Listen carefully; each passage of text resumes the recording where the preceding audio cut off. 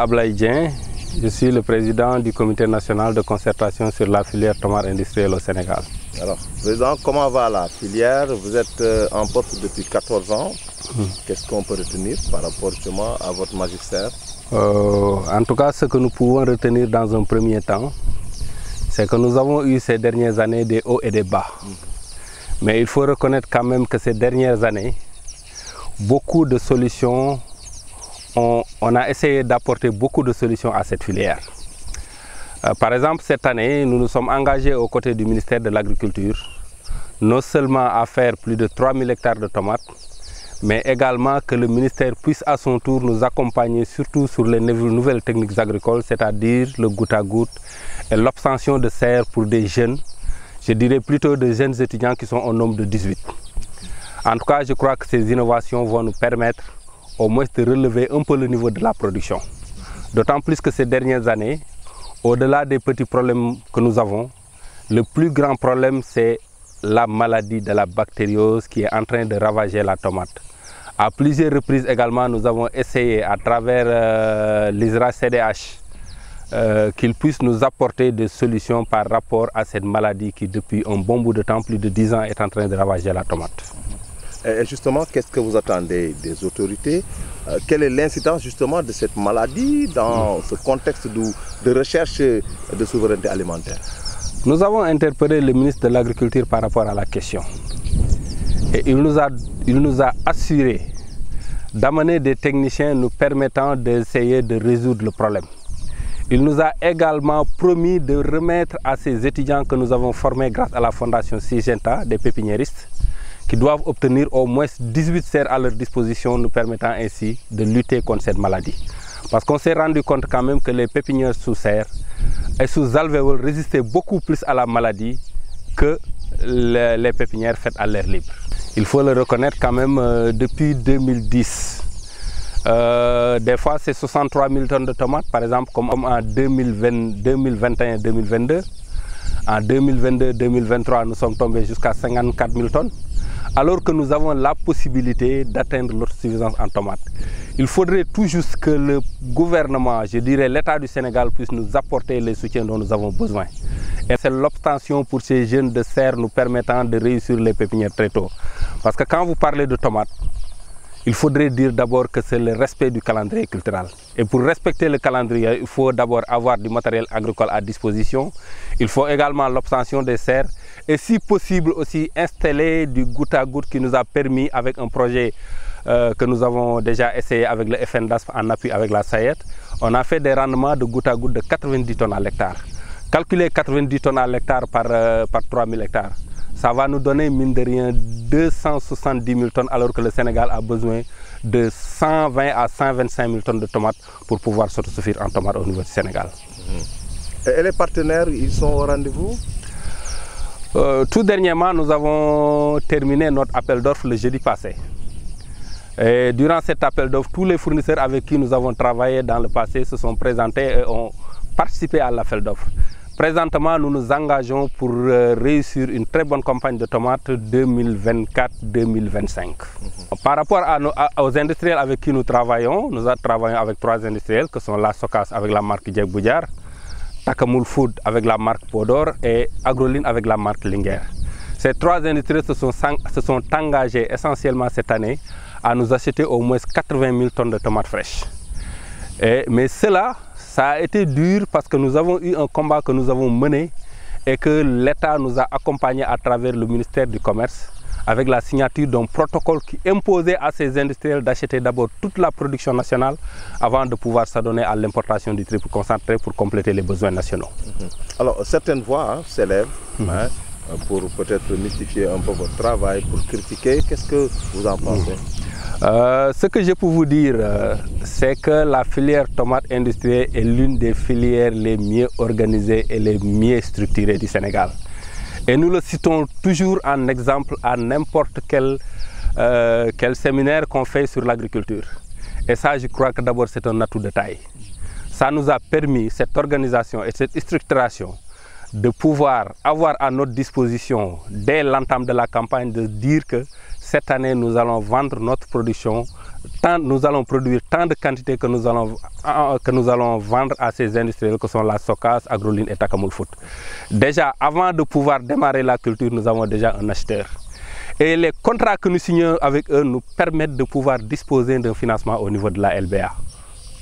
Et ça, je dis que c'est un atout de taille parce que, il faut le dire, la filière, c'est non seulement les producteurs et les industriels, mais c'est aussi l'appui des institutions publiques,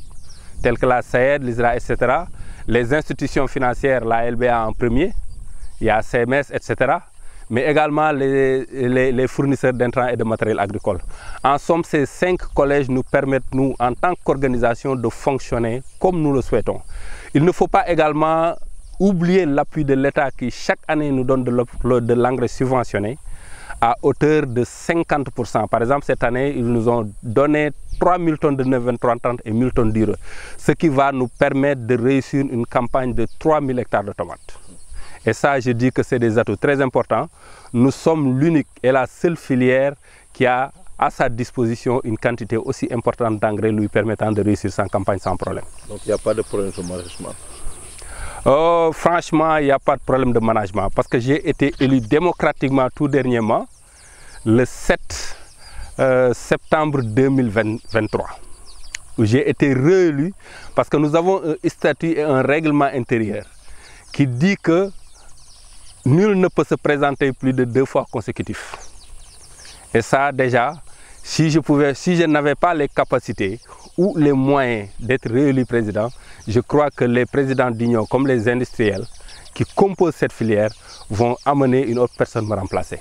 D'ailleurs, en termes de remboursement, chaque année au niveau de la LBA, c'est des remboursements de 95 à 97%. Voyez par vous-même quelles sont les filières qui sont à ce niveau de remboursement. Nous avons certes des problèmes de financement au niveau de la LBA, mais il faut le reconnaître. La plupart des problèmes que nous avons ne viennent pas des remboursements tomates, mais viennent plutôt des remboursements du crédit riz. Parce que c'est le même producteur qui fait à la fois de la tomate, mais qui fait également du riz. Et si vous remboursez la tomate et que vous ne remboursez pas le riz, forcément il y a un blocage au niveau de compte qui vous dit qu'il faudrait rembourser l'intégralité de l'argent que vous avez emprunté au niveau de la LBA. mu nekk nag filière bu nga xamante ni wax dëgg yàlla dañ koy citer en référence parce que ci wàllu organisation néew na fooy dem tey ñuy wax mbay te ñun duñu citer en référence te loolu rek déjà dafa nekk atu bu nga xamante ni ñun ñoo ngi ko yor depuis des années di ci dox parce que filière bi depuis bi ñu ko créé 95 ak léegi ci loolu rek lay dox maanaam essayer lépp lu nga xamante ni mi ngi koy liggéey di ko teg ci yoon te loolu li ñu ko gën a may tey mooy non seulement ñun baykat yi dañu am ay partenaires fiables yi nga xamante ni par exemple non seulement c'est les industriels muy ñi nga xamante ni mooy Socas bii liggéey la marque Jeeg bu Jar muy Agroline bii liggéey la marque Linguère muy Takamul Food bi nga xamante ni mooy liggéey la marque Podor industriels yooyu at mu ne ñun balaa ñuy démarrer campagne dañuy waxtaan ak ñoom wax leen ni daan leen fournir tant de tonnes de tomates ñoom ñu jël seen engagement ni daan ko jënd bu mu jeex loolu nag li ko def mooy xeex la bu nga xamante ni ñun dañ ko xeex bu yàgg parce que début bi Socas kese moo fi nekkoon mais ginnaaw bi ñooñu ñëwee installé à Dakar dañ leen wax ni leen il faut ngeen ñëw jënd la tomate fraîche sénégalaise su ngeen ko jëndee ba pare nag ñu gis ni dëkk bi soxla na tomate bu war a jógee feneen su ko defee ngeen am possibilité dem wuti ko feneen loolu nag ministère du commerce moo ñu jàppale ba ñu signé ak ñoom benn protocole bu nga xamante ni at mu ne dañ koy signé fexe ba tomate bi ñuy bay ñun ñu jënd ko bu mu jeex suñ ko jëndee bu mu jeex ñu soogaam di importer li nga xamante ni xëy na Sénégal soxla na ko waaye loolu yëpp dafay firndeel rek ni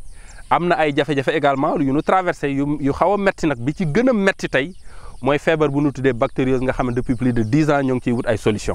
parce que solution yi mooy ñu am ay variétés yu nga xamante ni mën nañ ko résister wala ñu am ay variétés tolérantes yi nga xamante ni dina tax suñu defee tomate dee boobu du am loolu nag moom dafa nekk suñu jafe-jafe interpellé nañ ci autorités yi nag ubbi ay buntu yu bare yi bi ñu gën a bëgg ci bunt yi nag actuellement mooy déjà année yi ñu génn dafa am ñu nga xamante ni ñoo ngi essayé tomate pépinière tomate di ko def ci serre def ko ci ay alvéole yooyu gis nañ ni suñ ko jëmbee moo gën a mën résister tey bi nga xamante ni paysan bi daf ko jël def ko à l'air libre def ko muy am ay jafe-jafe beneen bi ñuy gën interpeller autorités yi mooy la goutte à goutte dafa nekk lu nga xamante ni léegi foofu la nit ñi jëm ñun nag dañu ci xaw a dellu ginnaaw tuuti mais déjà gis nañu ni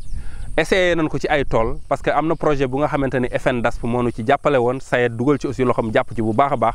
bi ñu ko essayé suñu tool yi am na des rendements de 90 tonnes à l'hectare 90 tonnes à l'hectare nag suñ ko defoon tey gëm naa ne Sénégal bi nga xamante ni dafa soxla 120 à 125 000 de tomates fraîches